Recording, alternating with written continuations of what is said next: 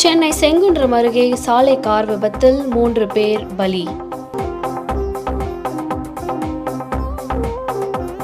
திருவள்ளூரைச் சேர்ந்த ஜெயவேல் மற்றும் உஷாராணி தம்பதியினரின் 4 வயது இரட்டை குழந்தைகளான சாய் மோகித் மற்றும் சாய் மோனிஷாவுடன் தாய் உஷாராணியின் தாய் வீடான சென்னை சிந்தாதிரிப்பேட்டைக்கு வாடகை காரில் பயணம் செய்துள்ளனர்.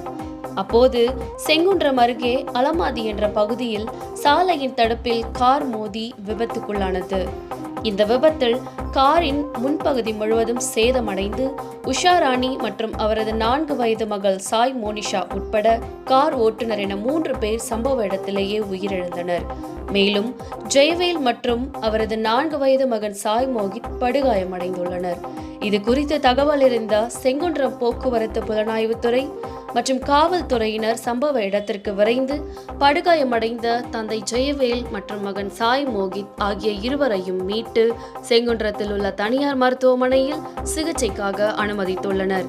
இதனிடையே உயிரிழந்த வாடகை கார் ஓட்டுநர் மற்றும் தாய் உஷாராணி மகள் சாய் மோனிஷா ஆகியோரின் சடலங்களை கைப்பற்றி உடற்கூறு ஆய்வுக்காக சென்னை அரசு ஸ்டான்லி மருத்துவமனைக்கு அனுப்பி வைக்கப்பட்டுள்ளது. இந்த விபத்து தொடர்பாக காவல்துறையினர் விசாரணை நடத்தி வருகின்றனர்.